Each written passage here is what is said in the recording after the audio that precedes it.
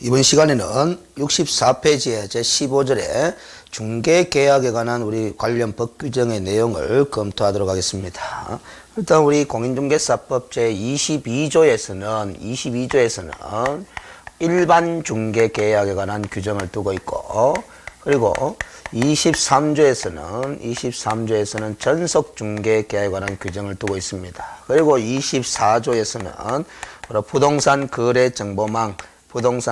정보망의 지정 및 이용에 관한 규정을 두고 있습니다.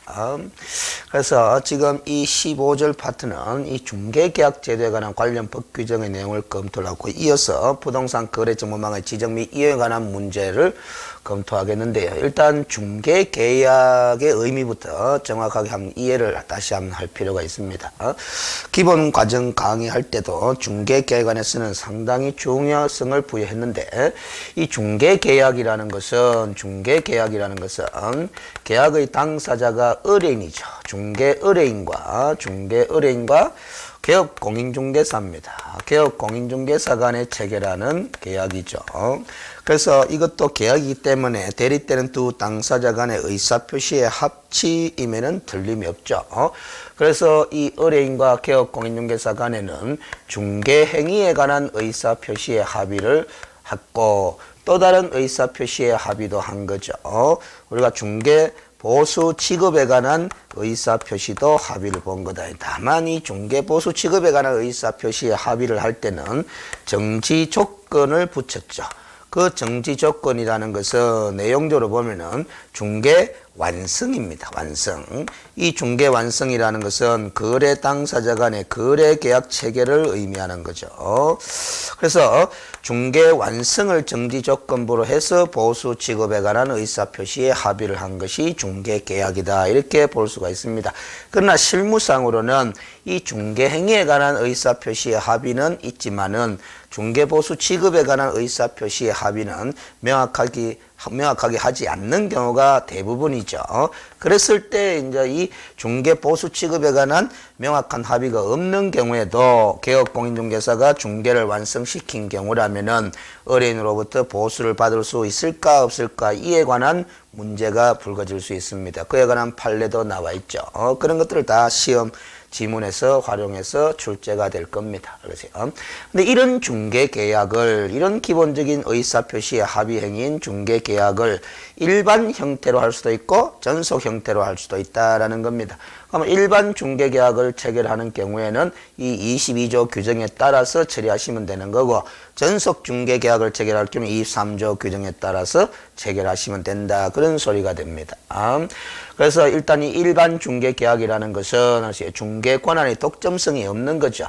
그래서 의뢰인이 개업공인중개사에게 중개 행위를 의뢰할 때 이 의뢰받은 개업공인중개사만이 중개행위를 할 권한을 부여한다는 것은 아닙니다. 다른 개업공인중개사에게도 얼마든지 중개 의뢰할 수 있는 그런 걸 열어두는 그런 중개계약을 일반 중개계약이라고 하게 되고, 또 이 의뢰인이 이 의뢰받은 개업공인중개사에게만 중개할 권한을 부여하는 그런 형태의 중개행위를 의뢰할 수도 있겠죠. 그런 형태를 우리는 전속중개계약 내지 독점중개계약이라고 합니다. 그러나 전속중개계약과 독점중개계약의 차이점은 이 의뢰인이 스스로 발견한 상대방과 거래계약을 체결할 경우에조차도 중개계약 위반이 되는 것은 독점중개계약, 그래서 위약금을 중개수수에 대한 금액만큼을 지불해야 되는 것이 독점이고, 전속중개계약을 체결했다라면 의뢰인이 스스로 발견한 상대방과 직접 거래계약을 체결한 경우에는 위약금을 지불할 필요는 없습니다. 다만 소요된 비용이 있다라면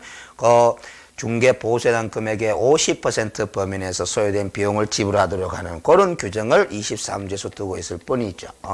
그래서 지금 이런 기본적인 중개 계약에 관한 어떤 시스템 속에서 문제 풀이를 해보도록 하겠습니다. 68번 문제, 중개계약에 관한 설명으로 틀린 것은 1. 개업공인중개사가 중개의뢰인과 일반 중개계약을 체결한 경우에는 부동산 거래 정보망에 중개대상물에 관한 정보를 공개할 의무에 대한 명문 규정은 없다. 정보 공개 의무를 이행하지 않아도 된다라는 거죠. 정보 공개를 하더라도 법에 위반되지는 않습니다. 정보 공개하라라는 규정이 없다라는 것뿐이지 그래서 공개하는 걸 금지하는 규정도 없기 때문에 그래서 우리가 때때로 이런 시험도 나옵니다. 일반 중개계약을 체결한 개업공인중개사도 자신이 가입 이용하는 부동산 거래 정보망에 중개 의뢰받은 정보를 공개할 수 있다 하게 되면 오답항이 됩니다. 공개할 의무는 없지만 하더라도 법에 위배되지는 않습니다. 그래서 공개할 수는 있지만 실무로 가면은 잘 공개를 안 합니다. 왜냐하면 일반 중개계약을 체결했기 때문에 중개 권한의 독점성이 없는 중개 의뢰를 받았기 때문에 결국 자기 혼자만이 중개할 물건을 의뢰받은 건 아니죠. 그래서 결국 거래 정보망에다가 정보를 공개하면은 오히려 자기한테는 불리해집니다. 이 거래 정보망에 정보를 공개한다라는 것은 의뢰받지도 않은 다른 개업 공인중개사들한테 의뢰받은 물건 정보를 알려준다라는 의미가 되거든요. 그럼 왜냐하면 이 24조 규정에 이 부동산 거래 정보망이라는 것은 개업 공인중개사 서로 상호간에 중개에 관한 정보를 교환하는 시스템이기 때문에 결국 정보망에 공개를 한다라는 것은 어린한테 정보를 공개하는 것이 아니라 다른 개업 공인중개사에게 정보를 공개하는 형태가 되기 때문에 일반 중개계약을 체결한 개업 공인중개사는 정보망에 정보를 공개할 수는 있지만 실무상으로 공개를 꺼려한다 이런 표현이 적절하겠죠. 그래서 1번은 오답항이 됩니다. 2번 전속중개계약을 체결한 때는 부동산 거래 정보망에 중개대상물에 관한 정보를 공개해야 됩니다. 근데 공개할 정보는 시행령에서 7가지 정도로 규정을 해두고 있죠. 대통령령이 정하는 사항을 정보망이나 일간신문에 공개를 해야 될 의무가 있는데 그 공개할 사항에 거래 예정 금액, 권리관계에 관한 사항, 권리자의 주소, 성명 등 인적에 관한 사항 정보, 중개대상물의 종류 등을 공개한다 해놨는데 틀린 답항이네요. 권리자의 주소, 성명 등 인적 사항에 관한 정보는 공개서는 아니 된다라는 단서 규정을 두고 있죠. 주의를 할 필요가 있습니다. 시험에 아주 자주 나오는 포인트죠. 전속중개계약을 체결할 때 정보를 공개하되 권리자의 주소, 성명 등 인적 사항에 관한 정보는 공개서는 아니 된다라는 겁니다. 전속중개 권한이 침해될 소지가 있기 때문에 권리자의 주소, 성명 등 인적 사항에 관한 정보는 공개하지 않도록 그렇게 제한을 하고 있는 겁니다. 이런 식으로 우리가 시험 지문을 구성할 때 콤마 형식의 문장 구조가 나오죠. 이렇게 거래예정금액 콤마, 권리관계사항 콤마 이런 식으로 콤마 해가지고 여러 가지 사항을 한꺼번에 포함시켜서 지문을 구성하는 이런 출제가 이룰 때 끼워 들어가서는 안 될 그런 사항들을 설적이 끼워 넣음으로써 함정을 유도하는 그런 형태의 출제가 상당히 많습니다. 그래서 우리가 지문을 읽을 때 콤마 형태의 이런 그 문장을 보게 되면은 들어가서는 안 될 끼 들어갔는지 그런 것들을 유심히 살펴볼 필요가 있다라는 겁니다. 3번에 중개의뢰인과 개업공인중개사는 전속중개계약 유효기간을 3월 이상으로 약정할 수도 있습니다. 그래서 중개계약의 유효기간은 중개계약 유효기간은 의뢰인과 개업공인중개사의 자율적인 합의에 의해서 정할 사항이죠. 그런데 합의가 없다라고 한다면 당사 사이 의뢰인과 개업공인 사이에 유효기간에 관한 약정이 없는 경우는 3월로 하게 되어 있습니다. 그래서 왜냐하면은 법규정 자체가 법규정이 이렇게 되어 있거든요. 전속중개계약의 유효는 3월로 한다. 다만 당사자 간에 다른 약정이 있는 경우는 그 약정에 따른다. 이렇게 되어 있거든요. 그래서 약정을 하지 않으면 3월이 되는 겁니다. 4번의 개업공인중개사는 전속중개계약을 체결한 때는 당해 계약서, 이 계약서가 전속중개계약서죠. 전속중개계약서를 3년간 보존해야 될 의무가 있습니다. 그래서 전속중개계약서라는 시행규칙, 즉 국토교통부령이 정하는 서식을 반드시 사용해서 전속중개계약을 체결해야 될 뿐만 아니라 그 작성한 전속중개계약서를 3년간 보존해야 될 의무도 있고 작성하지 않거나 아니면 보존하지 않으면 업무 정지 처분 사유로 규정이 되어 있습니다. 5번의 판례는 개업공인중개사와 중개의뢰인의 관계는 개업공인중개사와 중개의뢰인의 관계는 중개계약 관계죠. 이 중개계약 관계는 민법상 무슨 관계와 유사하다? 위임계약과 유사하다고 보고 중개계약을 위임계약과 유사한 계약으로 봅니다. 그래서 우리가 이 중개계약을 체결한 개업공인중개사가 의뢰받은 중개행위를 행할 때는 민법의 위임계약의 당사자인 수임인처럼 수임인의 의무인 선량한 관리자의 주요 의무를 준수해서 중개 업무를 처리하도록 이렇게 판단을 하고 있습니다. 그 다음 69번에 중개계약이라는 설명으로 옳은 것은 1. 중개계약은 영리를 목적으로 활동하는 개업공인중개사죠. 개업공인중개사와 중개의뢰인 사이에 체결되는 중개계약입니다. 근데 이 중개계약이 민사중개계약이냐 상사중개계약이냐 그걸 또 이론적으로 물어보는 거죠. 당연히 부동산 중개인은 상사중개인이 아니라 민사중개인이기 때문에 이 중개계약은 민사중개계약의 성격을 지닙니다. 그런데 일종의 요물계약이다 해서 틀린 답항이 되는 거죠. 틀린 지문입니다. 요물계약의 반대 개념은 알죠?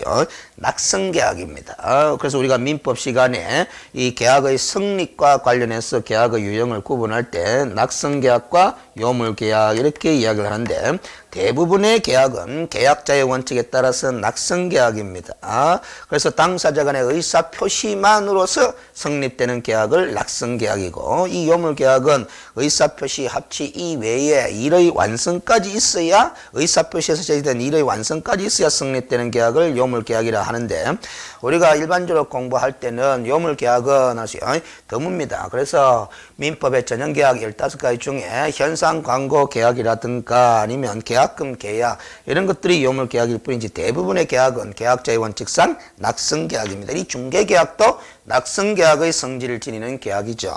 따라서 틀린 지문이고 2번에 개업공인중개사는 국토교통부령이 정하는 계약서 이게 바로 전속중개계약서입니다.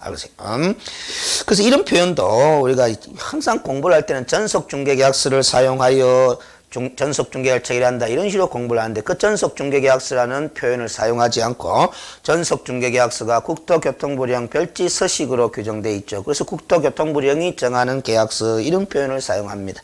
이런 표현들이 공부할 때 자주 접해보지 않기 때문에 실전에 이런 식의 표현이 나오면은 이 국토교통부령이 정하는 계약서가 어떤 서식을 의미하는 것인지 정확하게 매치가 잘 안 되는 수험생들이 일부 있어요. 사용하여 일반 중개계약을 체결하도록 의무화하고 있으므로 나왔습니다. 중개계약은 일종의 요식계약이다 이래 나왔는데 알겠습니까?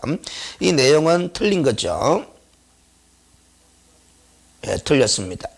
그래서 이건 지금 일반 중개계약이 뒤따르는 걸 봐서 국토교통부령이 정하는 계약서의 서식은 전속중개계약서가 아니라 일반 중개계약서입니다. 그래서 우리 국토교통부령에 보면은 중개계약에 관한 서식이 두 가지가 나오죠. 일반 중개계약서라는 서식이 나오고 전속중개계약서 서식이 나오는데 이 일반 중개계약서는 국토교통부 장관이 권장하는 서식에 불과하고 그리고 전속중개계약서 서식은 의무적으로 사용해야 되는 서식입니다. 둘 다 국토교통부령에서 정하고 있는 법정 서식이면 틀림이 없지만 14호 서식이니 일반 중개계약서는 권장 서식이고 15호 서식인 전속 중개계약서는 의무 사용 서식이다라는 점을 주의를 하셔야 됩니다. 그래서 우리 공인중개사 법령에서는 일반 중개계약을 체결할 때 이 권장 서식인 일반 중개계약서를 사용해서 체결하도록 의무하는 규정은 없죠. 권장할 수 있도록만 해놨습니다. 그리고 그걸 권장하는 서식을 사용한다 하더라도 그걸 일종의 요식계약이다 이렇게 생각할 필요는 없습니다. 불요식계약입니다. 왜냐하면 그 권장 서식을 사용하지 않더라도 계약의 성립이 부정되지 않기 때문에 불요식 계약에 해당하는 거죠. 그래서 우리 중개계약은 일반 중개계약이든 전속 중개계약이든 불요식 계약의 성격을 지닙니다. 낙성 불요식 계약이죠. 3번에 최근 판례에 따르면 중개보수는 계약자의 원칙상 내용 결정의 자유에 속하는 사항이므로 중개계약 시 개업공인중개사와 의뢰인 간의 합의로 법정 중개보수의 한도를 배제할 수 있다 해놨는데 틀린 답항이 되죠. 아무리 앞에서 계약자의 원칙을 슬쩍 유도성 표현으로 집어넣었다 하더라도 우리 공인중개사 법령에서는 32조 규정에서 중개보수의 한도를 법으로 정해놨습니다. 그리고 그 한도를 초과해서 지급하기로 의뢰인과 개업공인중개사 간에 약정하게 되면 그 한도 초과 부분만큼은 강행법규 위반된 합의로서 무효라고 판례는 판시하고 있습니다. 그래서 우리가 중개계약 체결 시에도 의뢰인과 개업공인중개사 간에 32조에 규정되어 있는 보수의 한도를 배제하고 자유롭게 보수를 합의할 수는 없습니다. 4번에 부동산 거래정보망에 가입하지 않은 개업공인중개사가 전속중개계약을 체결한 경우 중개의뢰인이 비공개를 요청하지 않는 한 일간신문에 당해 중개대상물의 정보를 공개해야 한다 해놨습니다. 그래서 항상 우리가 공부를 할 때 수험생들이 놓치는 부분들이 있는 거죠. 예를 들면은 전속중개계약 체결 시에는 정보 공개 의무가 있다 하는 사실은 수험생들이 놓치지를 않습니다. 그런데 그 정보 공개의 수단이 무엇이냐라는 거죠. 그걸 자꾸 거래 정보망에 국한된 것으로 그 공부를 하시는 수험생들이 있는데 우리 법조문에 따르면 거래 정보망 또는 일간 신문에 정보를 공개해야 한다 이렇게 되어 있습니다. 그래서 정보망 이외에 공개 수단으로서 일간 신문도 허용하고 있는 거죠. 그래서 거래 정보망을 가입 이용하지 않는 개업공인중개사가 만약에 의뢰인으로부터 전속 중개를 받게 되면은 자신은 부동산 거래 정보망을 가입 이용하지 않기 때문에 어디다가 공개하더라도 된다. 일간 신문에 공개도 별 문제는 없는 거죠. 그래서 4번이 O 처리됩니다. 이게 비공개를 요청하지 않는 한 공개해야 한다 해놨는데 우리가 전속중개기관한 법규정을 보면은 원칙적으로 전속중개업체라면 정보 공개해야 됩니다. 그러나 의뢰인이 공개를 요청하지 않으면 즉 비공개를 요청하게 되면은 오히려 공개서는 아니 된다라는 거죠. 그래서 우리가 전속중개계약 체결을 하면서 정보 공개 의무를 위반하거나 즉 예를 들어서 정보 공개를 하지 않거나 의뢰인이 비공개를 요청했음에도 불구하고 공개를 하게 되면 그것 또한 위반이죠. 이런 위반한 개업공인중개사의 경우는 상대적 등록 취소 사유로 규정이 되어 있습니다. 5번에 개업공인중개사는 일반 중개계약의 의뢰를 받았을 때 의뢰 내용을 명확하게 하기 위하여 일정한 사항을 기재한 중개계약서를 작성하여야 한다 돼 있는데 틀려버렸죠. 그래서 의뢰 내용을 명확하게 하기 위하여 일정한 사항을 기재한 중개계약서, 즉 그게 일반 중개계약서죠. 그 일반 중개계약서의 작성을 의뢰인이 개업공인중개사에게 요청할 수 있도록만 법규정이 22조에 돼 있죠.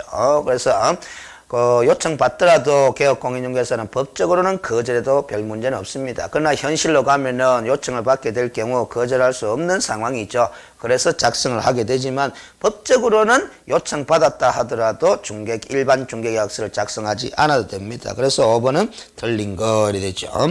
그래서 답은 4번이 되겠습니다. 그 다음 70번에 중개계약에 관한 설명으로 옳은 것은 1. 우리나라에서는 일반 중개계약보다 전속 중개계약이 업무 범위나 책임 소재를 명확히 할 수 있어 주로 이용되고 있다 하는데 틀려버렸죠. 이 전속 중개계약이 업무 범위나 책임 소재가 명확하게 되는 것이면 틀림이 없습니다. 그러나 우리나라의 현실에서는 아직까지 인식이 부족해서 그런 건지 전속보다는 일반 중개계약의 체결이 관행적으로 이루어지고 있다 이렇게 볼 수 있습니다. 2번에 전속중개계약은 당사자 약정으로 유효기간을 정할 수 있죠. 따라서 법으로 유효기간을 정하지 않고 있다 하는 건 또 틀렸습니다. 당사자 간의 약정으로 유효기간을 얼마든지 정할 수는 있는 건 사실인데 법으로 유효기간을 정하고 있죠. 약정이 없는 경우는 몇 월이 된다, 3월이 된다라는 겁니다. 3번에 개업공인중개사가 작성한 일반 중개계약서는 3년간 보존해야 된다라는데 틀린 답방입니다. 보존해라라는 명문의 규정이 없습니다. 전속 중개계약서는 3년간 보존해야 한다라는 명문의 규정을 두고 있지만은 일반 중개계약서의 작성 요청을 받고 권장하는 서식인 일반 중개계약서를 작성한 경우라도 보존해라, 몇 년간 보존해라라는 규정을 두고 있지는 않습니다. 그래서 틀린 답방이고 4번에 국토교통부 장관이 일반 중개계약의 표준화된 서식을 정하고 있는 건 사실이죠. 개업공인중개사는 그 서식을 반드시 사용해야 된다 틀렸습니다. 제가 권장서식이라고 그랬습니다. 14호 일반 중개계약서는. 그래서 4번도 틀린 답방이고 이 법 시행규칙 즉 국토교통부령 별지서식 중에 계약서의 즉 중개계약서의 기재란에는 여기 중개계약서는 일반 중개계약서도 있고 전속 중개계약서도 있죠. 양식이 똑같이 생겼습니다. 특히 이 일반 중개계약서, 전속 중개계약서의 뒷면은 권리 이전용과 권리 취득용으로 구분해서 기재를 하도록 되어 있는데 일반 중개계약서도 마찬가지 전속 중개계약서도 똑같습니다. 다만 앞부분에 개업공인중개사와 의뢰인의 권리 의무 관계에 관한 내용만 기재 내용이 서로 다를 뿐이고 그 이외 내용은 글자 한 글자도 안 틀리고 두 서식의 기재 내용은 똑같습니다. 그래서 이 중개계약서니까 당연히 이전용과 취득용으로 구분해서 기재를 하게 되겠죠. 중개의뢰는 항상 권리 이전 중개의뢰인, 권리 취득 중개의뢰인 양측면에서 있을 수 있으니까. 자, 71번 문제 봅니다. 공인중개사 법령상 중개계약에 관한 설명으로 옳은 것과 틀린 것을 바르게 짝지은 것은 기억에 개업공인중개사가 국토교통부령이 정하는 전속중개계약서에 의하지 않고 전속중개계약을 체결한 경우에는 업무 정지 처분 사유라 그랬죠. 그래서 개설 등록이 치유된다 하면 X가 되겠습니다.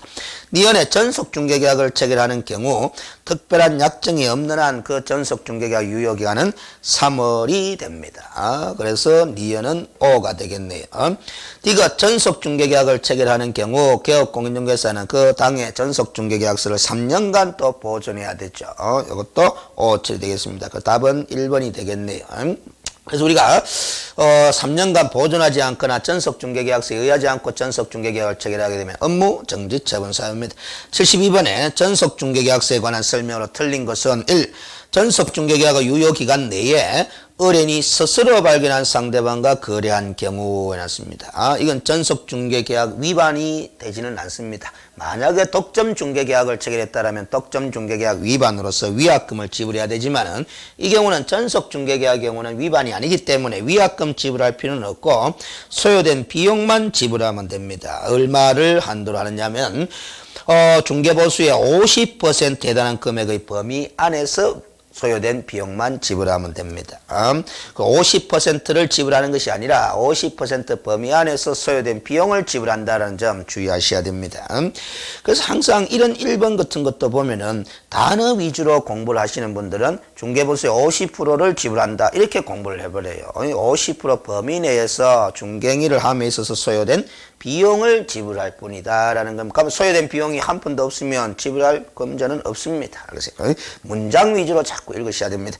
그 다음 2번에 전속중개계약을 체결한 개업공인중개사는 의뢰인에게 서면으로 업무 처리 상황을 보고할 의무는 없다 했는데 틀려버렸죠.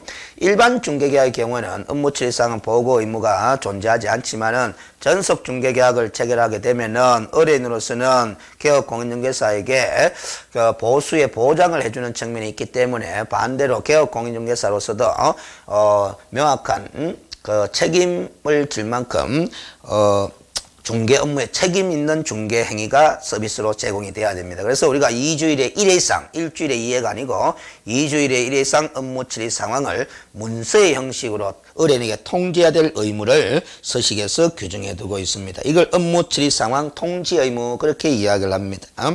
3번 전속중개계약서 서식에는 개업공인중개사가 중개대상물 확인 설명 의무를 이행하는데 의뢰인이 협조해야 함을 명시하고 있다는 거예요. 서식 안에 기재 내용에 이런 협조 의무가 기재되어 있는 사실을 아느냐 모르냐를 물어보는 거죠. 우리는 이거는 서식에 기재되지 않았다 하더라도 법령상 주어진 의뢰인의 의무사항으로서 당연히 해야 됩니다. 그래서 우리가 이 의뢰인과 개업공인중개사가 중개계약을 체결하게 되면은 개업공인중개사는 그에 따라서 중개행위를 해야 될 의무를 부담하는 반면에 의뢰인으로서는 그 개업공인중개사가 중개행위를 성실히 정확하게 할 때 협조를 해야 될 의무가 당연히 신의성실의 원칙상 주어진다고 봐야 되는 거죠. 그 점을 서식에 명시하고 있다라는 것 뿐입니다. 그 다음 4번에 전속중개계약을 체결한 때는 거래정보망 또는 일간신문에 당해 중개대상물에 관한 정보를 의뢰인이 비공개를 요청하지 않는 한 공개해야 된다. 그래서 비공개를 요청하지 않는 한 이 점을 놓치면 안 됩니다. 비공개를 요청하면 공개해야 하지 말아야 됩니다. 그런데 비공개를 요청하지 않았기 때문에 공개해야 될 의무가 이행이 돼야 되는 거죠. 5번의 전속중개계약서에는 개업공인중개사의 사무소 소재지가 기재되어야 한다. 이것도 서식을 물어보는 겁니다. 그 전속중개계약서의 앞면에 아랫부분을 보게 되면 계약의 당사자인 의뢰인과 개업공인중개사가 서명 날인하는 부분이 나오겠죠. 의뢰인도 서명 또는 날인, 개업공인중개사도 서명 또는 날인입니다. 중개계약서는. 그런데 개업공인중개사의 서명 또는 날인 인적사항을 기재할 때 자신의 중개사무소 소재지 명칭 이런 걸 기재하는 부분이 나오겠죠. 그 다음 73번에 전속중개계약을 체결한 때 의뢰인이 비공개를 요청하지 않는 한 개업공인중개사가 의무적으로 공개해야 될 정보 내용이 아닌 것은 전통적으로 출제가 자주 됐던 겁니다. 요즘 최근에는 이렇게 공개할 정보의 내용이냐 아니냐 가려봐라 라는 이런 독자적인 문제는 자주 나지 않고 지문으로 활용하는 정도입니다. 그래서 우리가 전속 중개계약 체결하게 되면 그 의뢰받은 정보에 관해서 한 7가지 정보에 대해서 공개를 해야 되는데 5번에 보시면은 소유권자의 주소, 성명 등 인적 사항에 관한 정보라고 돼 있죠. 그래서 우리가 권리관계에 관한 사항을 공개하더라도 권리자의 주소, 성명 등 인적 사항에 관한 정보는 공개해서는 아니 되도록 제한을 하고 있습니다. 그래서 답이 5번이죠. 그래서 우리가 공인중개사 법령을 공부하면서 기본적으로 암기를 좀 해둬야 될 주제들이 몇 군데 나오는데 그 중에 한 가지도 바로 전속 중개계약 체결 시에 정보 공개할 사항들 7가지 기억을 잘 하셔야 되고 그건 기본서를 참고하시면서 암기를 부탁드립니다. 그리고 그 전속 중개계약 체결 정보 공개할 사항을 암기할 때는 확인 설명할 사항 9가지도 대통령 시행령에 나오죠. 그거 비교해 가면서 차이점들을 봐가면서 암기를 좀 하셔야 됩니다. 74번 일반 중개계약서와 전속 중개계약서에 관한 설명으로 틀린 것은 1. 일반 중개계약서, 전속 중개계약서 이 서식은 다 우리 국토교통부령 별지 서식으로 규정이 되어 있죠. 그래서 모두 별지 서식으로 정해져 있다 하면 옵니다. 그래서 둘 다 법정 서식이면 틀림이 없는데 조금 전에도 이야기했다시피 일반 중개계약서 14호 서식은 권장 서식에 불과한 것이고 15호 전속 중개계약서는 의무 사용 서식입니다. 2번에 일반 중개계약이든 전속 중개계약이든 중개계약이 체결된 경우 모두 법정 서식을 사용해야 된다. 바로 틀렸죠. 알겠어요? 그래서 모두 법정 서식을 사용하는 것은 아니고 전속 중개 계약의 경우는 법정 서식을 사용해야 되지만 일반 중개 계약의 경우는 권장 서식에 불과하기 때문에 다른 형태의 서면으로 작성해도 관계없습니다. 그래서 이것도 밑에 정답 부분이 잘못 표기되어 있네요. 4번으로 되어 있는데 2번이 틀렸습니다. 4번부터 먼저 보겠습니다. 그것도 틀린 지문인지. 의뢰인이 전속중개계약 유효기간 내에 스스로 발견한 상대방과 직접 거래한 경우 이건 전속중개계약 위반이 아니다 그랬죠. 그래서 중개의뢰는 개업공인중개사에게 중개보수의 50%를 지불할 의무가 있다는데 이것도 틀렸네요. 그러니까 답이 2개 처리되게 됐습니다. 4번과 2번 둘 다입니다. 그래서 자, 그래서 우리가 스스로 발견한 상대방과 직접 거래계약을 체결한 경우에는 중개보수의 50% 범위 내에서 소요된 비용을 지불하는 것이지 50%를 지불하는 것은 아니다. 그래서 4번도 틀렸네요. 3번 일반 중개계약서 서식에는 의뢰인의 권리 의무 사항이 기술되어 있다 옵니다. 당연히 이것도 중개계약서도 의뢰인과 개업공인중개사나 체결하는 것으로서 그래서 의뢰인의 의무, 개업공인중개사의 의무 이런 것들이 기재가 되어 있겠죠. 5번에 일반 중개계약서와 전속 중개계약서 서식상의 개업공인중개사의 손해배상 책임에 관한 기술 내용은 동일하다 해놨습니다. 그래서 우리가 이 서식 14호 서식과 15호 서식의 기재 내용을 묻는 문제가 그동안에 몇 차례 출제되었기 때문에 5번 같은 문장이 나오는 겁니다. 그래서 이 14호와 15호 중개계약서 두 서식은 기재 내용까지도 꼼꼼히 점검을 해 두실 필요가 있는데 우리가 이 두 서식을 비교해 보면은 권리 의무 관계의 내용만 서로 다를 뿐이지 그 외의 부분은 기재 내용이 다 똑같습니다. 그래서 우리가 손해배상 책임에 관한 내용도 기재 내용이 두 서식이 다 똑같이 기재가 되어 있습니다. 그래서 중개행위를 행함에 있어서 의뢰인에게 재산상의 손해를 발생케 한 때는 손해배상 책임을 진다라는 문구가 부동문자로 이미 표시가 되어 있죠. 똑같습니다. 일반 중개계약서든 전속 중개계약서든. 그래서 5번은 O 답항이 되네요. 그 답이 2개 처리되게 되어 있습니다. 2번과 4번입니다. 그 다음 68페이지에 75번 갑은 2015년 10월 10일 자기 소유의 주택 임대차와 관련하여 개업공인중개사 을과 유효기간 5월로 합의해서 전속중개계약을 체결했다라는 겁니다. 임대차 거래에 관한 전속중개계약을 체결하게 되면은 우리가 공시지가는 공개하지 아니할 수 있다 이렇게 되어 있습니다. 그래서 정보 공개 사항이 아닙니다. 공개하더라도 관계없지만 반드시 공개할 사항에는 들어가지 않습니다. 임대차에 관한 전속 중개례이기 때문에 그 점이 먼저 기억이 나네요. 자, 옳은 설명을 찾아보도록 하겠습니다. 1. 전속 중개계약의 유효 기간은 3월이므로 갑과 을 간의 전속 중개 기한은 3월로 단축된다 해놨는데 당사자 간의 약정으로 5월로 합의할 수 있겠죠. 합의하지 않으면 3월이 되는 거죠. 그래서 1번은 틀린 답이 될 것이고 갑이 비공개를 요청하지 않는 한 을은 2015년 10월 20일 이내에 중개대상물에 관한 정보를 공개해야 된다는데 비공개를 정보를 요청하지 않게 되면은 정보 공개를 해야 되죠. 7일 이내에 정보를 공개해야 됩니다. 7일 서식에서 7일 이내에 공개하라 이렇게 돼 있죠. 그래서 이것도 10월 20일 이내에 했기 때문에 틀린 답항이 될 것이고 3번에 의리 전속 중개계약을 체결할 때 중개대상물의 거래전금액 및 공시지가는 필수적 정보 공개 대상에 해당한다 하는데 거래전금액은 공개 대상인 정보 맞지만은 공시지가는 공개하지 아니할 수 있다 이렇게 단서 규정이 있죠. 그래서 3번도 틀린 답항이 될 것이고 4번 의리 일간신문에 중개대상물에 관한 정보를 공개한 경우 지체 없이 가백의 그 내용을 문서로서 통지하여야 한다라는 겁니다. 그래서 이렇게 연결해서 이해를 하셔야 됩니다.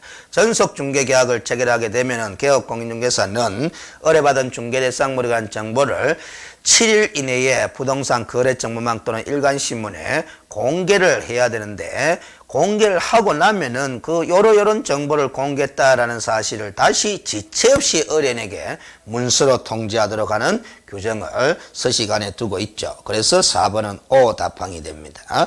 5번에 어려운 가백의 계약 체계로 2주일에 1회 이상 업무 처리 사항을 통지해야 되면 그 방법에는 제한이 없다 했는데 방법에 제한이 있죠. 문서로서 통지를 해야 됩니다. 그래서 과거 기출문제도 구두 또는 문서로서 통지해야 된다 하면 틀린 지문이다 이런 것도 출제된 바가 있습니다. 방법에 제한이 있습니다. 방법에 제한이 있다. 그 다음 76번에 중개의 접수에 대한 설명 중 틀린 것은 했는데 이 중개의 접수를 영어로 리스팅이라고도 이야기를 합니다. 그럼 결국 리스팅이 중개계약의 체결입니다. 중개의 접수, 리스팅, 중개계약의 체결 다 동일한 의미의 용어들입니다. 1. 순가 중개계약은 공인중개사 법령상 명문으로 금지하고 있다 하는데 틀린 답항이죠. 이 순가 중개계약이라는 것은 일반 중개계약의 형태로 체결하든 전속 중개계약의 형태로 체결하든 아니면 독점 중개계약의 형태로 체결을 하든 우리가 이 중개계약을 체결할 때 보수 지급에 관한 합의를 한다고 봤을 때 그 보수 지급에 관한 합의 부분에서 법정 중개 보수 한도를 전혀 고려하지 않고 의뢰인이 제시하는 희망 금액, 의뢰인의 희망 금액을 초과해서 아니면 의뢰인의 희망 금액보다도 낮게 형성되는 그런 금액이 있을 거 아닙니까? 그다음에 초과해서 형성되는 거래 금액, 그 차액을 다 중개 보수로 지급하기로 약속하는 그런 중개계약을 순가 중개계약이라고 이야기를 합니다. 그래서 의뢰인의 희망 가격이 결국 1억으로 제시되었다면 실제 거래 계획 금액이 1억 5천이 되면 그 초과된 금액 5천만 원을 다 중개 보수의 성격으로 지급하기로 합의하는 그런 중개계약을 순가 중개계약이라고 하는데 순가 중개계약을 명문으로 금지하는 규정은 없습니다. 다만 우리 공인중개사 법령에서는 중개계약을 제한하는 규정은 없고 법정 중개보수 한도를 정해두고 그 한도를 초과해서 중개보수를 받아서는 아니 된다라는 검증의 규정을 두고 있을 뿐이죠. 그래서 아무리 순가 중개계약을 체결했다 하더라도 결과적으로 법정 중개보수 한도를 초과하지만 않게 되면은 법 위반 사실은 존재하지 않게 됩니다. 그래서 1번이 틀렸습니다. 2번 개업 초기의 개업 공인중개사는 개업 시기나 개업 축하연 등을 통해서 많은 리스팅을 확보하고자 하는 노력을 기울일 필요가 있는 거죠. 3번 리스팅의 획득은 즉 중개계약의 체결은 일반 상품의 구입 진열과 같은 우리 중개업이라는 영업의 출발점이 됩니다. 실질적인 출발점이 되는 거죠. 그래서 중개의 접수가 있지 않게 되면 다른 말로 중개계약의 체결이 없게 되면 즉 리스팅이 없게 되면은 중개 의뢰받은 것이 없기 때문에 중개 행위를 할 물건이 없습니다. 그래서 중개 행위를 할 고객도 존재하지 않는 것이고 그래서 우리가 이 리스팅을 했다 중개의 접수를 받았다 하는 건 결국 물건을 확보했다라는 의미도 되고 고객을 확보했다라는 의미가 있습니다. 물건도 없고 고객도 없으면은 중개행위를 할 여지가 없는 거죠. 그래서 이 리스팅의 획득이야말로 중개업이라는 영업의 실질적인 출발점에 해당한다고 볼 수 있다. 이렇게 이야기할 수 있습니다.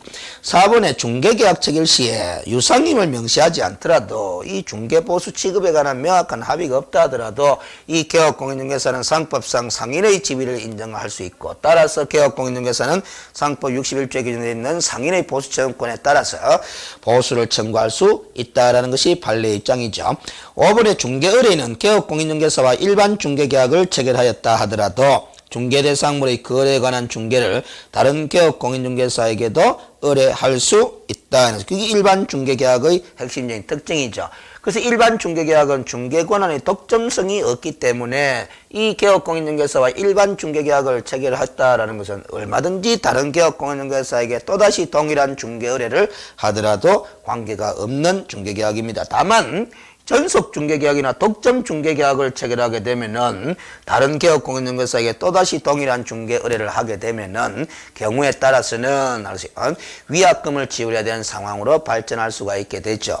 그래서 일반적으로 우리가 전속 중개계약이나 독점 중개계약을 체결하게 되면은 다른 개업공인중개사에게 동일한 중개 의뢰를 할 수 없다, 이런 식으로 말을 하게 되는 겁니다. 그 다음 77번 문제는 공인중개사 법령상 중개계약과 관련한 설명으로 옳은 것을 모두 고르면 몇 개인가 이런 것입니다. 가 전속 중개계약을 체결한 중개 의뢰인이 그 유효기간 내에 스스로 발견한 제3자와 직접 매매계약을 체결한 경우에 그 매매계약은 무효가 된다 하는데, 그 거래 당사자 간의 매매계약이라니 거래계약이 무효가 될 리는 없죠. 유효한 매매계약이 됩니다. 다만 이 경우에 그 중개 의뢰인은 거래 당사자의 일방인 그 중개 의뢰는 소요된 비용을 지불해야 될 책임을 지게 되는 거죠. 중개보수의 50% 금액 범위 내에서 소요된 비용을 지불해야 되는 그런 책임을 부담하게 될 뿐입니다. 무효가 되지는 않습니다, 거래계약이. 그 다음에 서면에 의한 중개계약은 개업공인중개사의 책임과 의무를 명확히 하고 최선을 다해 서비스를 제공하도록 유도하는 효과가 있다, 이렇게 평가할 수 있는 거죠. 그래서 우리 공인중개사법 22조에도 일반 중개계약서의 작성을 요청할 수 있도록 하는 규정을 두고 있고, 전속중개계약의 경우에는 아예 전속중개를 체결할 때는 의무적으로 전속중개계약서를 작성하도록 하는 그런 규정을 두고 있는 겁니다. 그래서 나는 O네요. 다 전속중개계약을 체결한 개업공인중개사는 원칙적으로 중개대상물의 공법상 이용 제한 및 거래 규제에 관한 사항을 공개해서는 안 된다 해놨네요. 공법상 이용 제한 및 거래 규정 사항은 오히려 정보 공개할 사항이죠. 그래서 틀린 겁니다. 알겠어요?